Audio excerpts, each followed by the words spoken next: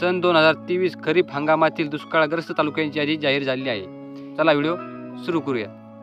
तर तुम्ही स्क्रीनवरती पाहू शकता की शासन निर्णय झालेला आहे। दिनांक 31 ऑक्टोबर 2023 हे परिशिष्ट सन 2023 खरीप हंगामातील दुष्काळग्रस्त तालुक्यांची यादी। नंदुरबार जिल्हा आहे। नंदुरबार जिल्ह्यामध्ये गंभीर स्वरूपाचे दुष्काळ असणारा तालुका एकच आहे, तो म्हणजे नंदुरबारच आहे। धुळे जिल्ह्यातील सिंदखेड हा मध्यम स्वरूपाचा दुष्काळ असणारा तालुका आहे।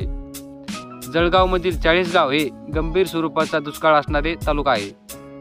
बुलढाणामधील बुलढाणा, लोणार हे मध्यम स्वरूपाचे दुष्काळ असणारे तालुके आहेत।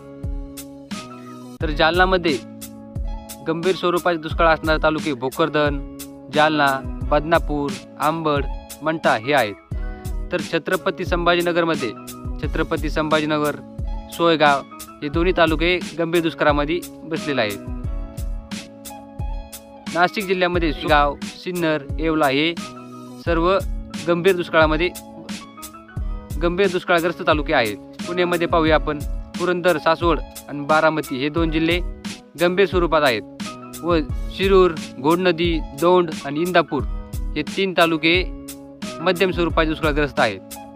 आता आपण बीडमध्ये पाहूया वडवणी, धारूर, अंबाजोगाई हे 3 जिल्हे गंभीर स्वरूपाचे दुष्काळग्रस्त आहेत। लातूरमध्ये पाहूया आपण रेणापूर हा तालुका गंभीर स्वरूपाच्या दुष्काळग्रस्तमध्ये आहे।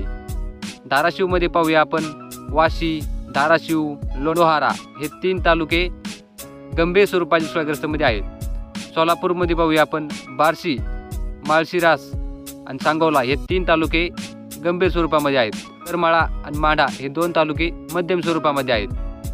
सातारा पाहूया आपण वाई आणि खंडाळा हे 2 तालुके मध्यम स्वरूपाचे दुष्काळग्रस्त आहेत। तर कोल्हापूरमध्ये हातकणंगले आणि गडहिंग्लज हे 2 तालुके मध्यम स्वरूपाचे दुष्काळग्रस्त आहेत।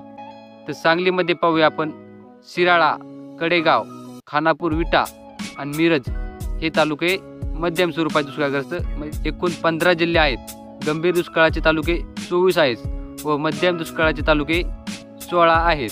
तर ही होती परिशिष्ट अ मधली तालुक्यांची यादी। तर यामध्ये तुमचे तालुका आहे की नाही हे कमेंटमध्ये नक्की कळवा।